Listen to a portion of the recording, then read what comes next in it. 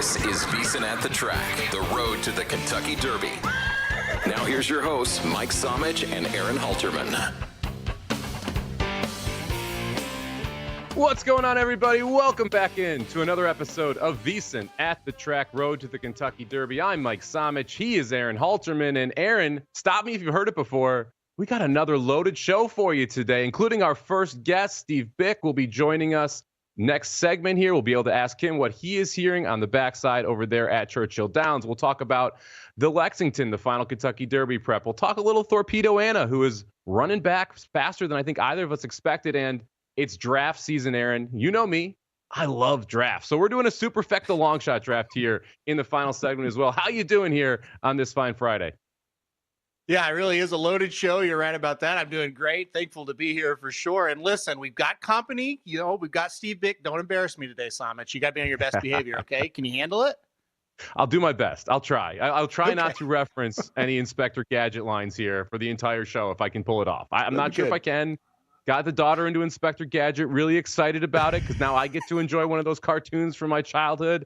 But that's neither here nor there. We got too much to talk about the Go-Go Gadget arm. So let's jump right into it here. The Lexington Stakes last week, our final prep. And man, was I disappointed by Bullard. He ran horribly. For trainer Mike McCarthy in that spot, we saw Gosker get the job done up front. Bracket Buster ends up running second at a big price. Last week we said we thought we'd see 1, 2, maybe 3 horses in the Preakness from this. What are your opinions on these horses' Preakness chances after you saw them run last Saturday? Well, I don't feel great about any of them, to be honest. But we'll talk about Gosker first, because I do think he ran a pretty solid race, right? He kind of just, we were worried about maybe they would get into a pace duel, him and Prater, and we would kind of see him bang heads. And that is not what happened. Gosker was very patient, just kind of took his time. He just pounced when the time was right and kind of ran away from him. So in that respect, he's a good horse. He's a developing horse. He's still got a ways to go, but I liked him just fine. But as far as, hey, can we win the Preakness off of that race? I'm just not sure about it. It was just an okay effort, right? I think we need more kind of building up before we try the bigger and better horses.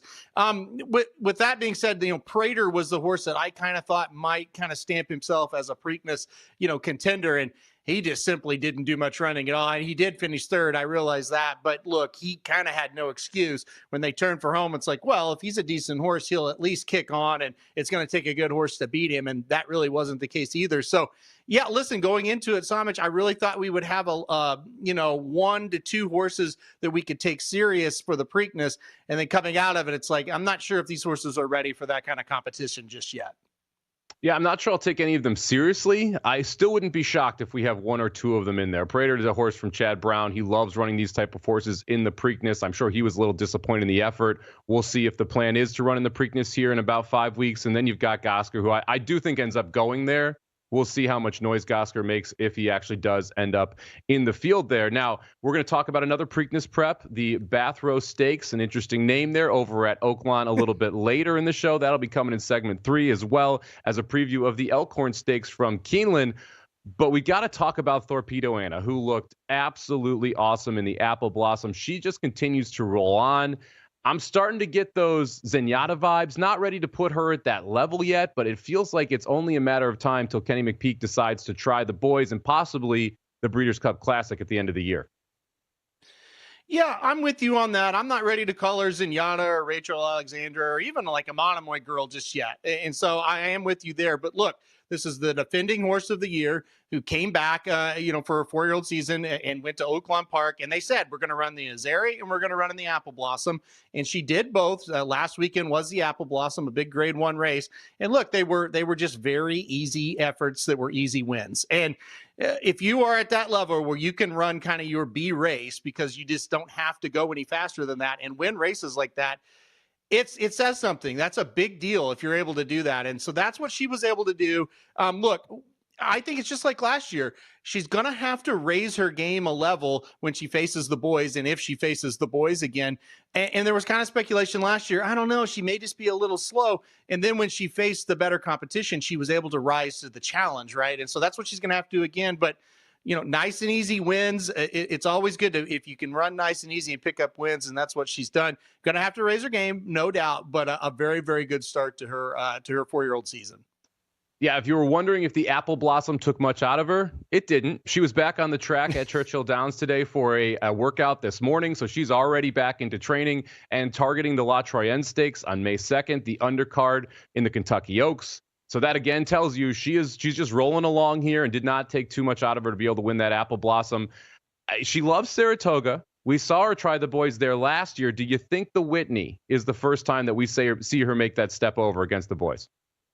Well, I think it absolutely would make sense because we know how much she loves Saratoga. Like I said, she just barely lost the Travers in a great effort, but she also won 2 other female stakes there at Saratoga and did it so well. So if it's the Whitney, I think that would be amazing. She would probably, and again, things in horse racing really change. This race is in August. But as of right now, when you look at it, she would probably face those same horses that she faced in the Travers, where she beat Sierra Leone and just barely lost to Fierceness. That may be kind of what she's looking at again, as those horses have stepped up to be 4-year-olds. And that's kind of the cream of the crop right now in the division. So we'll just kind of see how it plays out. I would love to see it. I think that's a really smart, spot to try. And it's a perfect distance for her. I think 1 1/8. That's the distance of the Whitney. I think that's perfect for Thorpedo Anna. So I would say that would be your first real potential that she might actually face the boys again. I'd love to see it. I like seeing, it's great for horse racing when you have these fillies take on the boys and you see them step up in competition. You get one of those superstars, which we really lack in horse racing a lot of times, is that superstar horse running multiple campaigns. So excited to see Thorpedo Anna back on the track and what she's going to be able to do. Now, if you bet the Lexington Stakes, if you bet the Apple Blossom over the weekend, if you are betting any racetrack across the country, make sure you head over to our friends at firstbet.com. You can take your betting to the next level with First Bet, whether it's Santa Anita, Gulfstream, or any of the races on the road to Kentucky Derby. First Bet puts the action right at your fingertips. Head over to firstbet.com. That's the number 1 STBET.com and use promo code VSiN200 to score a 20% rebate on all your wagers for the first 60 days. Up to $200. That's firstbet.com, promo code VSiN200. And every single bet you make, win or lose, you're going to get a percentage of it back at the end of the day.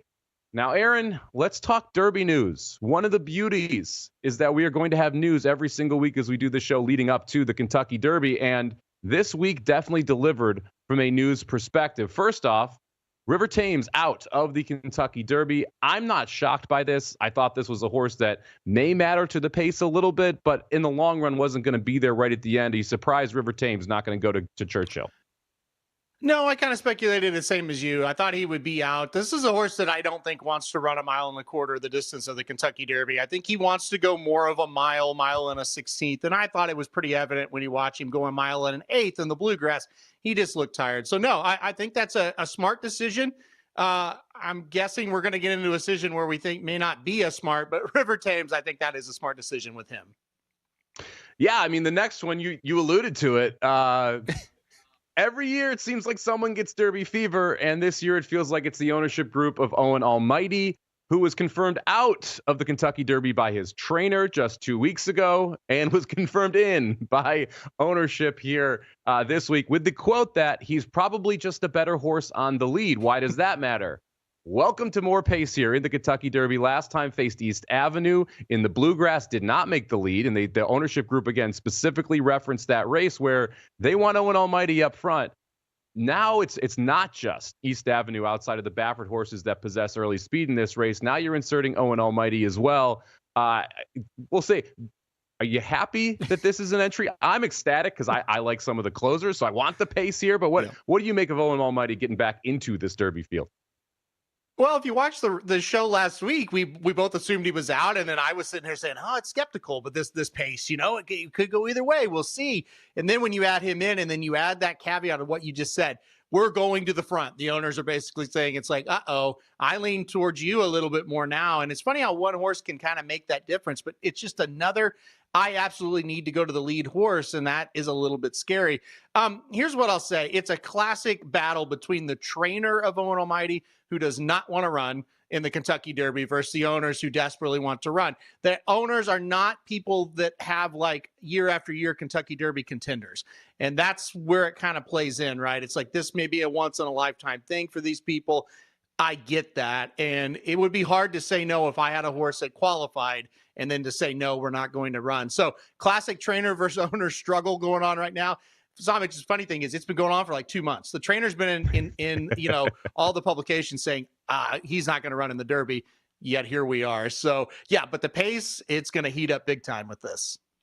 Yeah, trainer consistently calling Owen Almighty a one-turn horse, not a two-turn horse. And yet here we are, back-to-back races where we are going to be doing 2 turns, and not only going 2 turns, but stretching out in distance every single time that we try it. I think we officially have a candidate for the last price market. You get that every single year in the Kentucky Derby. What horse will finish last?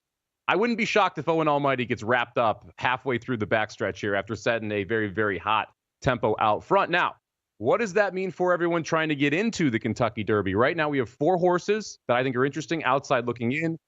Built thought he was in, and then Owen Almighty took the spot. So Built now the first horse on the outside looking in, followed by Nyquist, who will run if he does make the gate. Render Judgment next up, and then Bieza, who we've talked about a lot on this show, right now needs 4 horses to drop out to get in. But they like this horse so much, they've already shipped him to Churchill, and Flavian Pratt has confirmed he will ride Bieza if he's able to make the bulk of the field. What do you make of these 4? Do you think Render Judgment and Built are going to end up getting in? How many horses do we need out to get Bieza in this race? Gosh, I'm just worried Bieza is not going to be the one that gets in. I do think a Built, Render Judgment, Nyquist, that could be the ones that actually do get in. But look, I think the most significant news, Bieza still at 24. That's a problem. They already have a jockey confirmed for the 24 ranked horse. That tells me this is a very serious horse. And not only do they have a jockey, it's Flavian Pratt. So that's a great thing for Bieza to get Pratt already.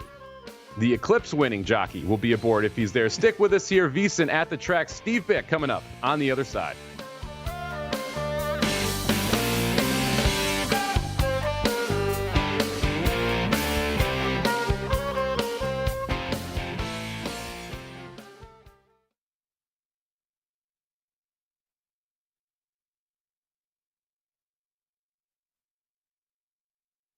What's going on, everybody? What's going on, everybody in the chat? See Shoddy there for another week. Good to see you again. Pedlo's back. Kevin B, appreciate the ad read shout out there. Don't love doing the ad reads. It's something I need to work on. So I appreciate the shout out there. It's a blast doing this show, Aaron. Excited to have Steve Bick on next. Someone who's a legend in the horse racing world here. He talks to everybody. I can't wait to hear what he says that we have not heard yet around being able to talk to everyone. Yeah, that's a big key with Steve Bick. If you don't know who he is, I'm sure most people listening do know who he is. But if you don't, he has been the longest running horse racing show out there, right? It's been ever since I followed, Steve Bick has been a part of it, and I've listened to him almost every week. So yeah, it is going to be very exciting to get kind of his insight of what's going on. And maybe, Steve Bick's a good handicapper as well, but maybe we get a little bit of, hey, here's what I'm hearing type of buzz, which is always fun when it comes to the Derby. Yeah, if anyone has any questions for Steve in the chat, feel free to fire those out. We'll try to get to them while we have them on the phone as well. But excited to get our first guest of the show here underway. We'll also have a big announcement toward the end of the show about what we'll be doing on Kentucky Derby Day. Excited to talk through that. But this is radio, TV, whatever you want to call it. We gotta tease it a little bit, Aaron. Yeah, you don't give that stuff out. Come on, that's how we get people to stay, right? It's not for the commentary for sure.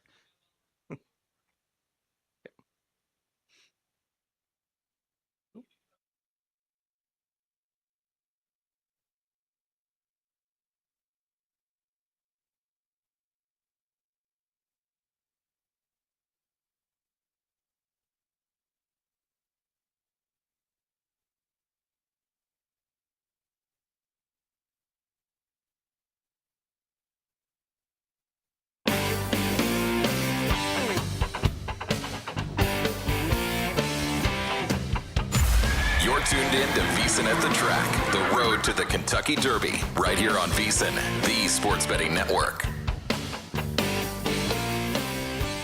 Welcome back in here, VSiN at the Track, road to Kentucky Derby. I am Mike Samich. He is Aaron Halterman, and I'm going to speak for him and say we are both ecstatic here to have our first guest join the show. It is the one and only Steve Bick from Steve Bick at the Races. It's been 20 years running every single weekday from 9 a.m. to noon Eastern. You can catch him on Sirius XM channel 162 and 207, as well as online channel 999 and at stevebick.com. That's BYK Bick.com. You find him on X at Steve_Bick.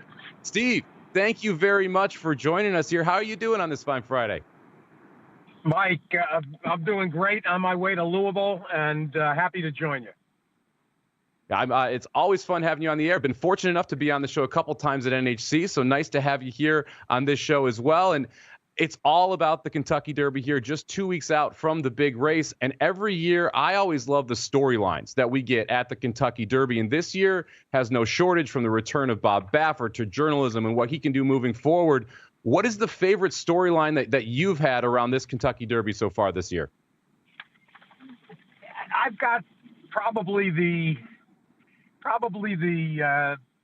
small horse story, probably the closest to that, because I was at Remington Park for last year's Springboard Mile. And when Lonnie Briley, very small time trainer, when he won the Springboard with Coal Battle, it really kind of set a terrific story in motion. And, modest price horse. A lot of people assumed that, he wouldn't go forward and wouldn't make an impact, on the actual Derby trail, even though the Springboard is a 10-point race. And all he's done is, win the Rebel and the Smarty Jones. I think some people are going to be dismissive of him coming out of the Arkansas Derby, but Lonnie's going to try to tighten the screws. To me, that's the sweetest story going into Derby. A career horseman who has got a once-in-a-lifetime horse. Yeah, I would absolutely agree with that. Got to be one of mine too, Steve. As a Remington Park guy myself, that is definitely cool to see. Now, on that same kind of note, your show's been on a hot streak with trainers coming on and giving out pretty good tips during the Derby Trail.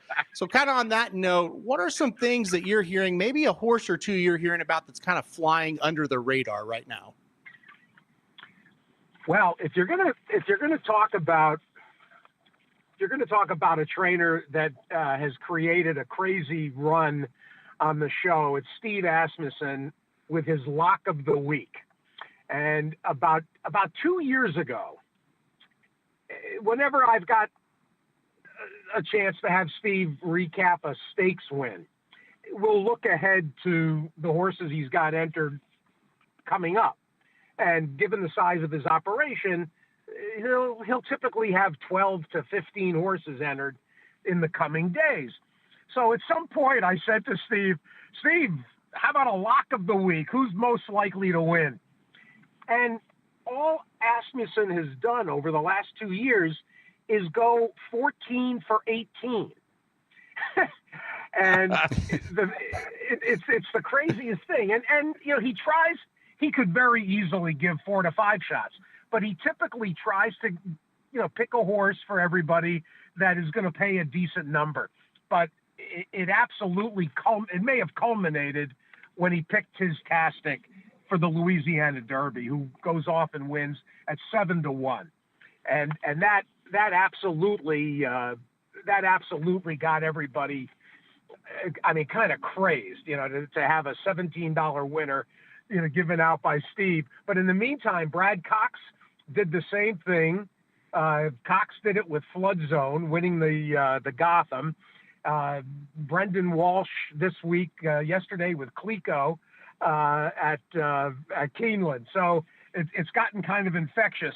But back to Asmussen, I know a lot of people are going to gravitate to Tistastic. I, as a price in the exotics, I think Publisher has got a real chance here to end up, third or fourth. I don't think he can win the Derby, but he's going to be a giant price. He's going to be running late. We know that there's going to be a fast pace in this Derby. One of the crazy storylines in the last 2 weeks, things have completely morphed. First, we had a group of horses that didn't look to offer much pace. Now suddenly we've got 5 or 6 horses that want to be on the lead. So there's going to be a hot pace again in Derby, and some of the late runners like Sandman, they're going to get tons of attention. Today, Nick Tamaro suggested that Sandman might be second choice behind Journalism, but I'm going to absolutely work Publisher into my plays underneath, third, fourth.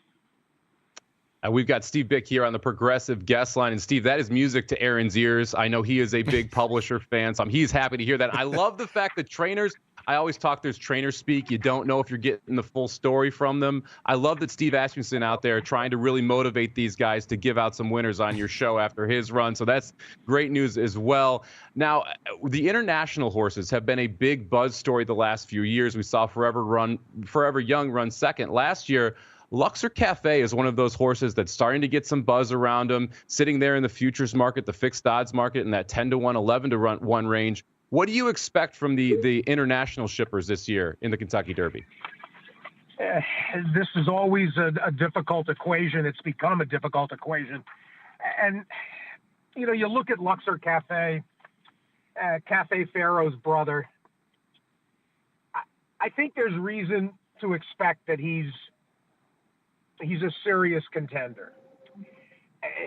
This is a tough one for me, guys, because the dam of this horse, Mary's Follies, a product of the late Paul Pompa, who I was very close to, and we lost way too young.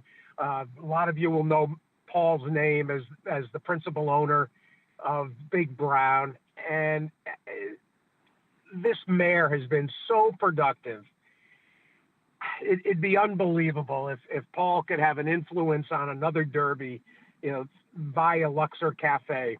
But for the longest time, my approach with these horses has been, you know, the first one that shows up in Kentucky and wins a Derby, that one is going to beat me. I'll kind of have to wait until that happens. I respect this horse.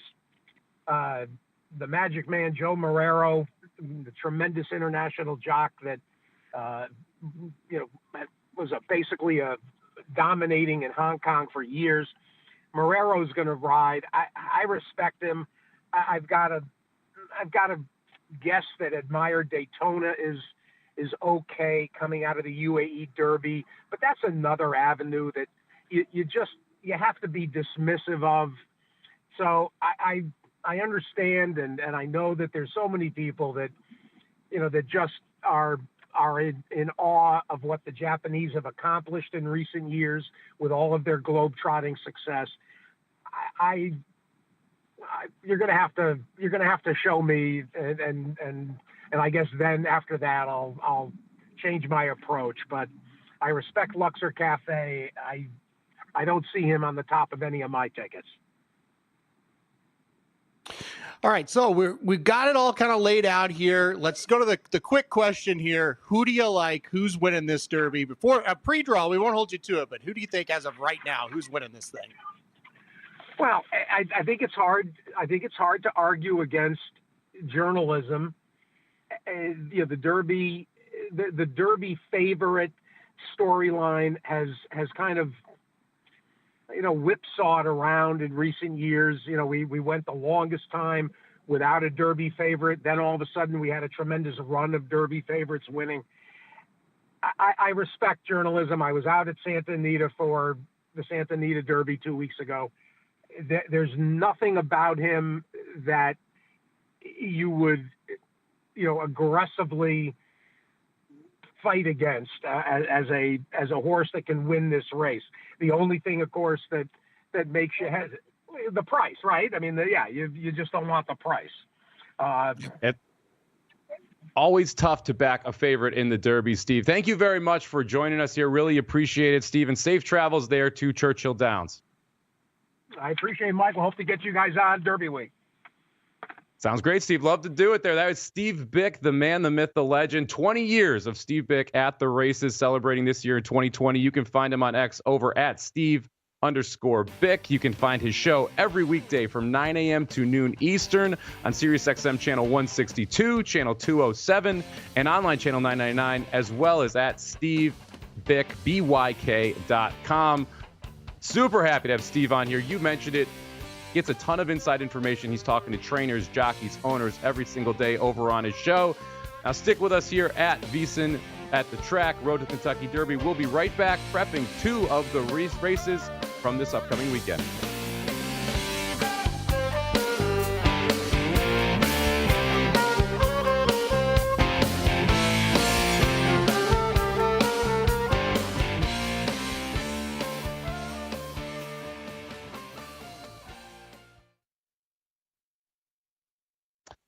Well, that was fun, Aaron. Got to talk to Steve a little bit, and I know you're happy to hear that he likes him some publisher there. Yeah, it feels good, man. Always feels good when it kind of sounds like probably Asmussen was telling him a little bit of inside there. And like I said, that's why I asked the question, because Asmussen came on and said, "Tistastic, bet him." And then the next week, Brad Cox came on and said to Pan Street, "I really like him for the Florida Derby." So, he's very valuable because, like I said, he talks to these guys more than anybody else in the media. So, yeah, it was good to have Steve on. And, it's exciting, that he kind of likes the same storyline I do, too, with Cold Battle. I thought that was cool. Now, it's funny to me that I don't always trust what trainers say, because the trainers don't necessarily have to tell you the truth. But I love the fact that on this show, because Asmussen is so hot, you're getting other trainers to say, nope, these horses are really going to run, and we're seeing them consistently run. One of the reasons you got to check out Steve's show there at the races every weekday from 9 to noon Eastern. That's going to be a very popular show leading up to the Kentucky Derby. You're super happy to have Steve on there with us. And I thought his comments around Luxor Cafe was very interesting, because I kind of feel the same way. I want to get beat by one of these horses before I play them, but Forever Young probably should have won the Derby last year. So I'm a little more likely to say, okay, I'm willing to give Luxor Cafe a shot, although I'm surprised by the price.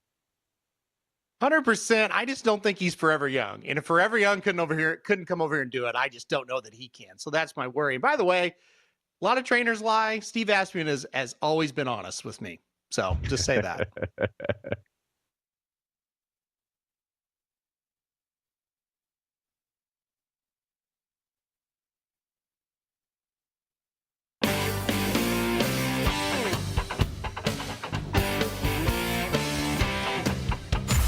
You're tuned in to VSiN at the Track, the road to the Kentucky Derby, right here on VSiN, the sports betting network.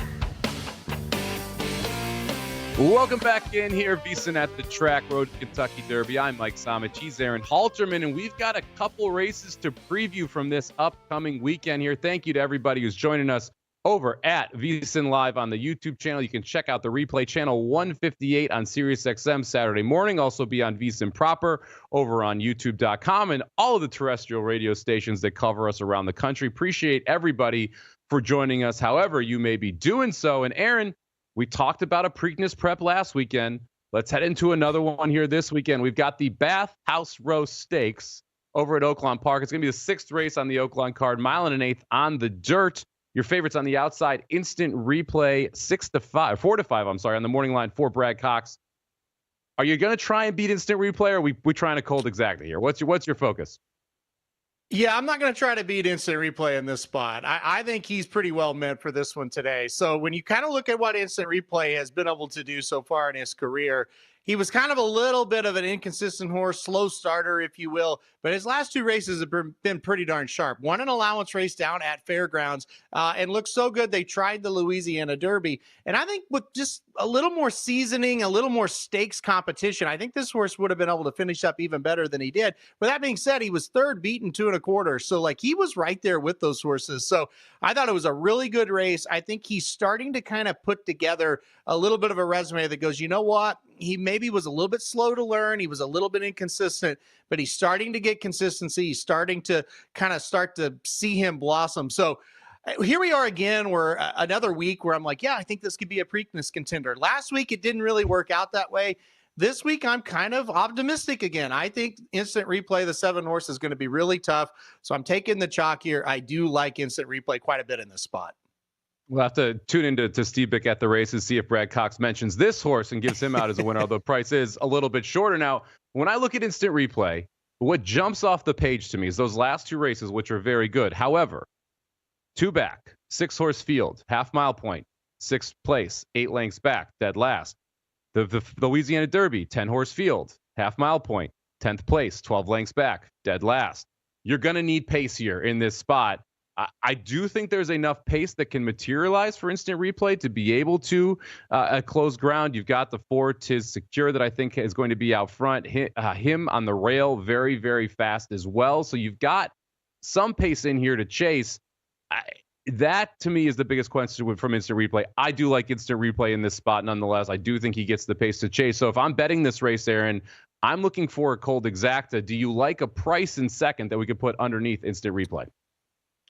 Unfortunately, I don't really like a price in this race. You mentioned the number 4 Tis Secure. I kind of think that's the most likely horse to finish second. So unfortunately, no, I don't. You're just going to have to play a straight 7-4 if you, I mean, or whoever you like in second. But if you like the 7 on top, you're going to have to probably get creative. You're not going to get that price to win. I'm going to play a straight 7-4.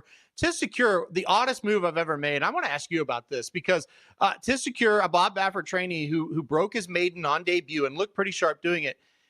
He was on the dirt. He went to the turf, something that I've just never seen a Bob Baffert runner do, go from dirt to turf after a victory, Samich. It was so weird. So, but I like him back on the dirt today. I think he ran very well on the dirt, not so good on the turf. Just, have you ever seen Bob Baffert do that with a horse? I'm really curious to know. It feels like Baffert just wanted to get a 2-turn race into this horse so that you could stretch out to a longer distance. I mean, maximum security out of a Tis Now mare, not exactly great turf pedigree either. So it's kind of head scratcher with a decision to head over to turf there. Now, the horse did close in the first effort, which I thought was interesting. A lot of times these Bob Baffert horses you see just blaze out front and take field's gate to wire. Beat Voldemort that day, who ran second, as well as King Stephen, who ran third. They both came back to win their races. So I agree with you. I think Tis Secure is well met in this spot. I do think him on the rail is a little bit interesting here. 4-1 for Ron Marquette. You got Luis Saez aboard. This one's going to go right to the front. If you don't get the pressure, and specifically I think Caldera, probably the most likely horse to pressure him, he could get loose and become very difficult in this spot. So if I'm playing an exacta, I like taking the speed with the closer if I do like the closer to be able to overcome him. So I'll take a 1-7 exact or 7-1 exacta colt here in this spot. We should mention Caldera 15-1, my racehorse horse here. So going to get a ton of play just from the ownership group. Any interest in Caldera in this spot? He's kind of a prove it race to me a little bit. I mean, he's just been all over the place, hasn't he? He's been good at times, and at times he really hasn't been good. Weird story, or not a weird story, but kind of a cool story, I should say. I actually got to meet Caldera about 3 weeks ago. We were down for the Arkansas Derby, and we got to go to the D. Wayne Lucas barn. We met a lot of his horses. This Caldera is a crazy horse. Like, he's very immature. Like, we popped our head in his stall and he just ran right at us and tried to bite us immediately. He was all over the place. So he's kind of a cool horse. He's a cool looking horse, but he's a little bit goofy. But anyway, it's a prove it race for me. I want to see him run one before I get excited about him again. Now, Better Boss in the chat asking, what does it mean for a horse to break their maiden? Every horse gets to face horses who have never won before. Those are in maiden races, maiden special weight or maiden claimer. Once you win a maiden race, you are no longer eligible, or any race, you are no longer eligible to run in the maiden company. That means that it gets much more difficult because everybody who has run in those races or after the maiden company are all winners. So they all know how to win a horse race, making it quite a bit difficult. Now, if you want to bet the Bathhouse Row Stakes race or the Elkhorn, which we'll talk about in a second, head over to firstbet.com. First Bet lets you wager on hundreds of races every single day from top tracks across the U.S. and around the world. You can get video right inside the app. Sign up at firstbet.com. That's the number one, STBET.com. Use the promo code VSiN200 for a 20% rebate on your first 60 days. So head over to firstbet.com today. Use VSiN code VSiN200 to be able to get that rebate. Let's head out to Keeneland and the Elkhorn Stakes. This is a full field. We got 13 horses signed up. 12 will end up heading postward, assuming we don't get too many scratches. And your favorite is number 6, Limited Liability, at 8-5 on the morning line. And spoiler alert, any race with limited liability is a great race to bet because this horse doesn't like to win very much, Aaron. You're right. And so we had a favorite that we liked in the Bathhouse Row. We got a favorite we don't like in Limited Liability. So, yeah, look, we're going to take shots against him. I know we are. I went with the number 9, Missed the Cut, on top for me. This is a horse that has a pretty good background right here last year in the Elkhorn. Finished second behind a horse named Silver Knot. Silver Knot was a very good horse. There's not anything like that in this race, as you could tell with Limited Liability being a big favorite. So Missed the Cut for me is a horse that I think second off the layoff. Last time out was his first race in over 200 days. Didn't run all that well, but he's going to run better here, second off the layoff, and he's going to run better stretching out to this distance of 1.5 miles. This is what he wants to do. So I'm taking a shot. Hopefully we get 6-1. I think that'd be a really good price on Missed the Cut, but I think the 9 will be sharp and ready for this race. You're going with one Cherie DeVaux. I will go with the other one. Let's head to the rail here, and the number 1 horse, Rebel Red, 8-1 on the morning line. Cherie DeVaux signs up her top jockey, Jose Ortiz, to take the mount. The two of them, 25% when teaming up over the last 2 years. And Rebel Red is a horse that has a win over this track, going 1.125 miles. That was 3 races back, coming from way off the pace.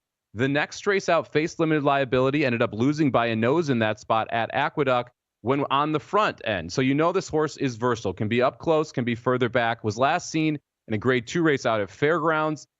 That was a very wonky race. I'd rather be Blessed, who was in this field, won that race at 60-1, 80-1, some crazy numbers, 20-1 on the morning line here. Now we get second off the layoff for this 5-year-old, who I think takes a step forward. I like the 1.5 mile distance for Rebel Red. I think you're going to see Rebel Red close to the pace, which is important here over this Keeneland track. And the price to me at 8-1, very, very nice. Aaron, any long shots that you're interested here in the 9th at Keeneland? Yeah, I do think there is one long shot, 20-1 on the morning line. And I think this is one that's very interesting. The number 10 horse, Starting Over. And this horse is kind of starting over himself, right? He hadn't been sitting over 200 days. He changes over to Brittany Russell, who's a very good trainer with horses in her barn for the first race of their start with Brittany Russell. Now, the problem is, this is a tough race. This horse hasn't been seen in a while. Maybe, he needs a race before we see him at his best. But you kind of look back through the past performances. When this horse runs 1.5 miles on the turf, he's pretty good. 3 races back in the WL McKnight at Gulfstream Park, this horse was second to a really nice horse down at Gulfstream that day. Now, that's a long time ago, and we got to get back to that. But at 20-1, I think the 10 Starting Over makes a lot of sense. Make sure you're watching live here at VSiN Live, because it's going to be an interesting conversation during the break after Aaron talks about the 10. We'll talk about that one here at the break. I think the 12 Balnikov, interesting here at an 8-1 price as well. Another horse that really likes the 1.5 mile distance, 1-for-1 over this Keeneland turf course as well. So Balnikov, 8-1, a little bit interesting. But on top, give me the 1 Rebel Red. Give Aaron the number 9 Miss the Cut. Both of us playing against the favorite, the 6 horse limited liability. Now, Aaron, you got everyone out there. You got to stick with us here. We're going to have some fun after this break. We are going to do a long shot Superfecta draft, the holy grail of horse racing, hitting that Superfecta, the dollar Superfecta in the Derby, which has averaged payout over $10,000 the last 6 years.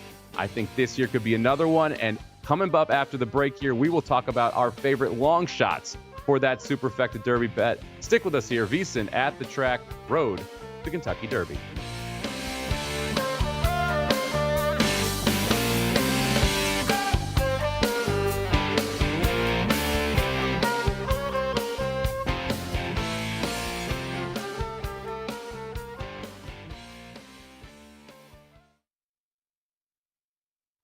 Now, Aaron, you're filling in for Curtis Magic over on the Magic Mike Show there, racenews.com, that we do every Thursday, giving out a pick 5. We talked about the Elkhorn Stakes. Where did you hear about the 10? Where did you come up with this long shot Starting Over? I can't remember. I cannot remember where I heard it.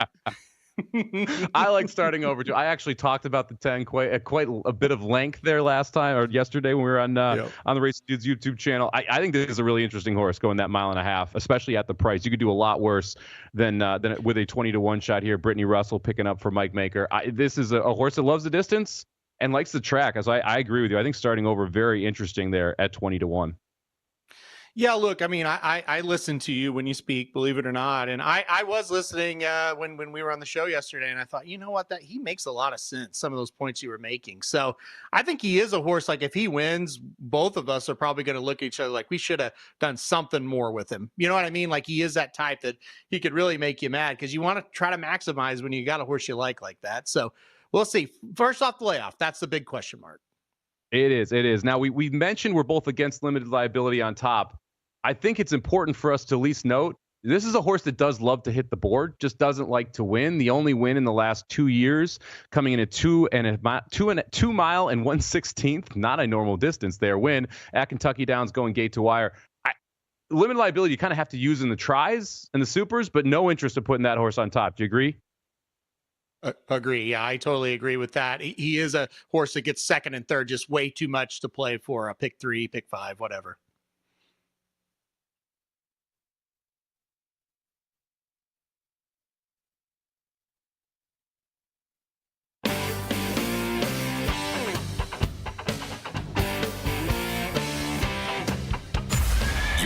in to VSiN at the Track, the road to the Kentucky Derby, right here on VSiN, the sports betting network. Welcome back in VSiN at the Track. I'm Mike Somich. He's Aaron Halterman, and we have got one more segment and a whole lot to do. So let's get right to it, Aaron. Every week we give out our top fives in the Kentucky Derby. And this week, not a lot has changed. In fact, nothing has changed in my top five. So I'll rip through it here pretty quick so we can get to our Superfecta Draft and a big announcement for Kentucky Derby Saturday as well. I'm going to keep Baeza there in the fifth spot and just be praying that we get the defections to get this horse in. Already shipping out to Kentucky. Pratt's already confirmed to ride. Big time threat here if this horse able to get into the Kentucky Derby. Number 4 for me, Todd Pletcher trained. Mike Rapoli owned. Grande ran second in the Wood last time. I thought this was a very good learning experience. First time against Stakes Company. Ran very well, even with an outside trip there. Number 3, Tappan Street, winner of your Florida Derby. Really got a phenomenal trip in that spot, but I thought the horse did everything he could to parlay it into a victory. I'm still in on Sovereignty. Hasn't changed at my number 2 spot since we started doing this show. Horse looked awesome down 2 back at Gulfstream Park. Not quite able to get to Pond Street last time, but love the turn of foot here. And number 1 for me, and really number 1 for hopefully most people who are doing these lists. Journalism is currently your best horse in the class. Aaron, who do you got as your top 5? Yeah, we're similar on top, a little bit different after that, though. So number 5 for me is Tistastic. I think people are kind of forgetting about this horse. This is a horse that was very, very good in the Louisiana Derbies. Another one that should benefit from what looks like it's going to be a hot pace now if Owen Almighty does run. So Tistastic 5 for me. Sovereignty 4. I'm a little bit more disappointed in that Florida Derby effort than you are, but I do kind of look back and say, look, if there is pace in the Derby, we know this horse will come running. He's bred to go the distance of a mile and a quarter. Number 3, Rodriguez. That's one that could change because last week when I was doing this, it looked like the pace may not materialize. Now it does look like it might be hot. So I'll just kind of monitor that. I'll kind of see the breaking news there. So Rodriguez 3 for me. Sandman number 2. You hate him. I love him. But look, he closed up nicely to win the Arkansas Derby very impressively. And then, like you said, number 1 is Journalism, the horse that we're all been on for a long time now. He's just done nothing for us to kind of get off of him. Very impressive in the Santa Anita Derby. So Journalism number 1 once again for me. Yeah, it's tough to not have Journalism there. And Sandman, you have sitting number 2. Steve Bick earlier on the show mentioned Sandman may be the second betting choice. I fully agree that Sandman going to be your second betting choice here in the Derby. Going to be a lot of public money because of the celebrity TikTok and YouTuber Griffin Johnson that is attached to that horse. Has already done multiple interviews. I would expect that you're going to see money come in on Sandman on race day. And now, Aaron, we love the Superfecta in the Kentucky Derby, right? And one of the beauties of it is you always get a 20-1, a 30-1, an 80-1 in Instilled Regard somewhere inside that Superfecta, and the dollar denomination really juices up the payouts. We've seen consistently $10,000+ payouts on this bet as well, even if the favorite is able to win the race. So this is one that I love to attack every single year. And the NFL draft's coming up, and I also just simply love drafts. So I figured, why not do a long shot draft here? So I flipped a coin in the last break. Bad news for you. I get the number 1 pick here in the draft. We'll do a snake draft. Horses have to be 15-1 or better to be able to draft them. What do you say? You ready to go? Let's do it. I'm excited. All right. For me, number 1 pick. Happy to have it. Happy to bring Grande onto the team here. Number 4 on my top 5 list, currently 15-1 over at Caesars. You can get him as high as 25-1 in some places. I'm not sure Grande can win this race, but if you go back and you watch the Wood and what he was able to do in the first time against Stakes Company and against Rodriguez, who got a fairly easy lead and got very comfortable up front, I was impressed that even with a wide trip on the first turn, a wide trip on the second turn, and having to catch kickback, he was able to be closing the gap on Grande as they got close to the finish line. Should have no problem with the mile and a quarter distance. And this is the Rapoli Pletcher horse that I actually think has a shot at winning it if we're able to get the right trip. That's a big if for Grande, especially with this step up. But I really like Grande in my Superfecta bets here, 15-1 right now on the futures odds market. Sorry, Aaron took the best horse off the board, but you do get to pick 2 next. Who you taking? Well, look, I think you picked a good horse, but I don't think you picked the best horse on the board because the best horse on the board is Tistastic. That's who I'm taking at number 2. Listen, this is my boy, Steve Asmussen. Look, we had Steve Pick on the show, Samich. He tried to tell you about these Asmussen horses, and you didn't listen. You took a Pletcher. But anyway, with Tistastic, look, I think he's kind of the forgotten horse. He won the Louisiana Derby, but he won it, he was the first week of those preps, and we had so much other stuff and so much recency bias. People forget Tistastic was pretty darn good in that race.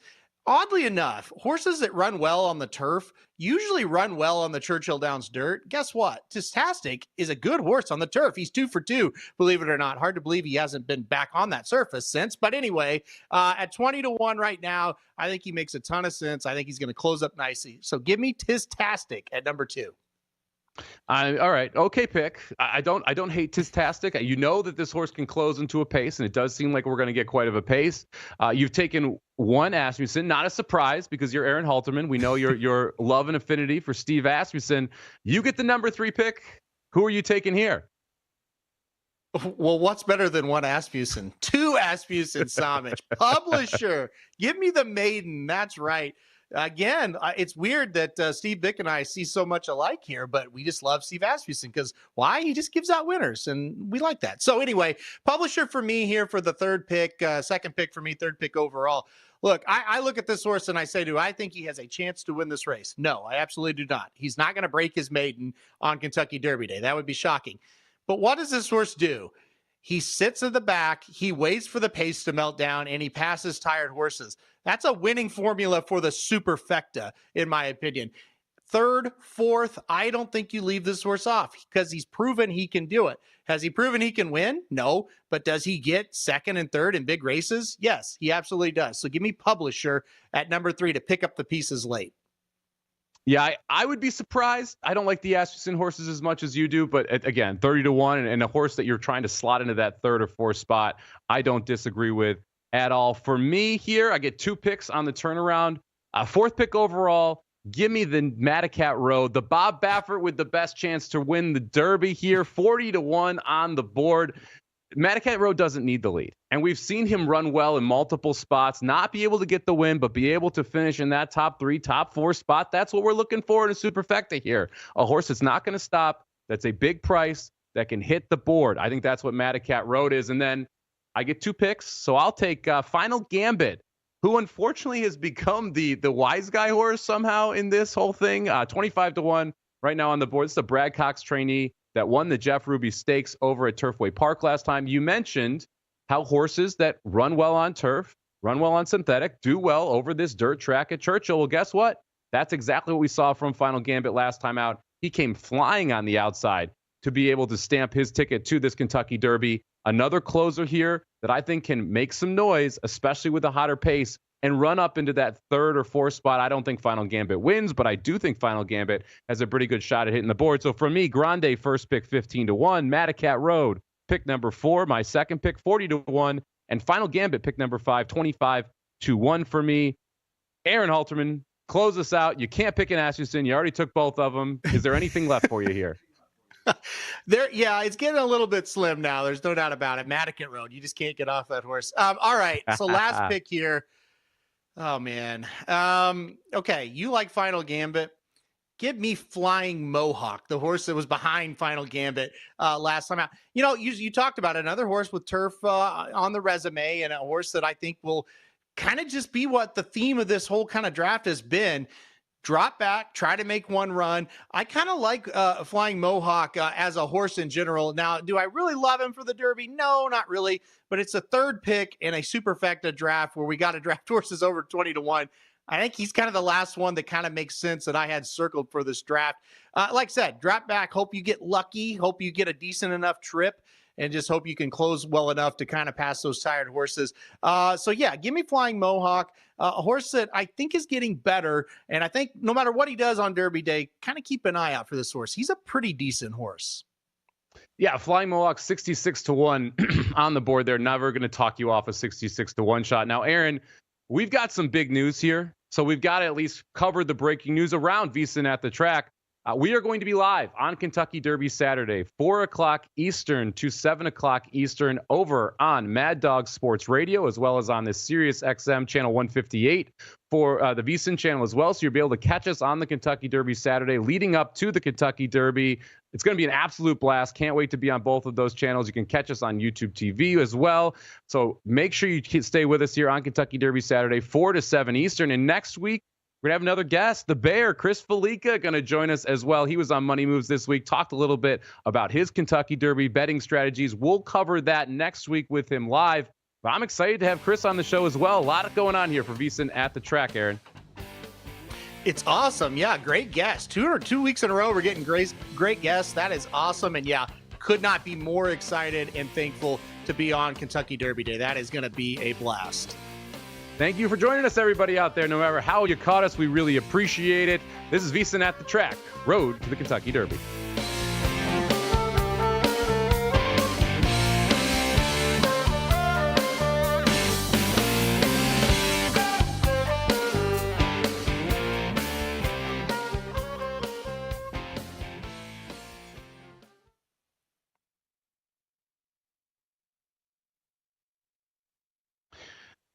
Interesting, the Superfecta draft, getting a lot of love there in the chat, Aaron. A couple people asking questions around horses we did not take. Chunk of Gold, one of the ones that we did not take. Did you have any interest there in Chunk of Gold? Did he make part of your list, or was this always a horse you were not going to use here in the draft?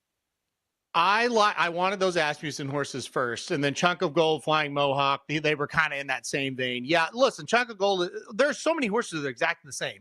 Drop back, make a run. Hopefully you get lucky and you get the trip. Chunk of Gold falls into that as well. I think he makes sense, and we've seen him. Does he really threaten to win? No, but can he hit the board in big races? Yes. So I wouldn't mind that play at all. Earlier, Kevin B chiming in. He asked, what hair products do I use? I've actually started shopping at Family Dollar. Not even kidding, for my hair gel, because it's $1.25. So this is it's a Family Dollar look up there, Aaron. How about that? I'm going to have to go to Family Dollar as soon as we get out of here now. You just let the secret out. That's great. Nice little plug there, right? And again, we're going to have Chris Felica on next week. Really excited about that. That's going to be an absolute blast to have him on. Make sure you're checking out his Bear Bets podcast. Steve Bick as our first guest. How about that, Aaron? You mentioned it. Legend in the industry, 20 years of the At the Track show. Imagine if we're doing this for 20 years. I feel like I've been doing it for 20 years, and we've only done it for like 5 shows because of my co-hosts. Hey. But no, just kidding.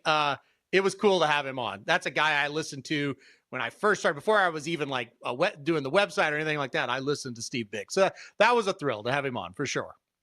Yeah, and then again, the big news, we are going to be live on both. I believe we're doing live Friday too, but we are definitely going to be live Saturday from 4 to 7 Eastern on Kentucky Derby Saturday. I'm sorry, 4 to 8 Eastern. You get us for 4 hours there on Kentucky Derby Saturday. We'll be live on VSiN proper over at YouTube TV. You can catch us on channel 158 on Sirius XM, and we'll be simulcast on Mad Dog Radio on Sirius XM for that Kentucky Derby Saturday. So you have no excuse, if you're watching this, not to be able to tune in there. We're available all over the place. We will be back again next week, same time, same place here for a VSiN at the Track, road to the Kentucky Derby. Chris Felica will be joining us. Make sure you join us in the chat as well so we can answer any questions or comment on your comments that you want to throw our way. Aaron, any closing words here? Not really, guys. Just have a great weekend. Thanks, everybody, for joining us again. I think we're really picking up momentum on these shows with that. So thanks, everybody, for joining us, and good luck. We got some good races to bet, and hopefully that holds us over before the Derby. Well said. Good luck, everybody. Good luck at the track. We'll see you next week. This is VSiN at the Track, road to Kentucky Derby.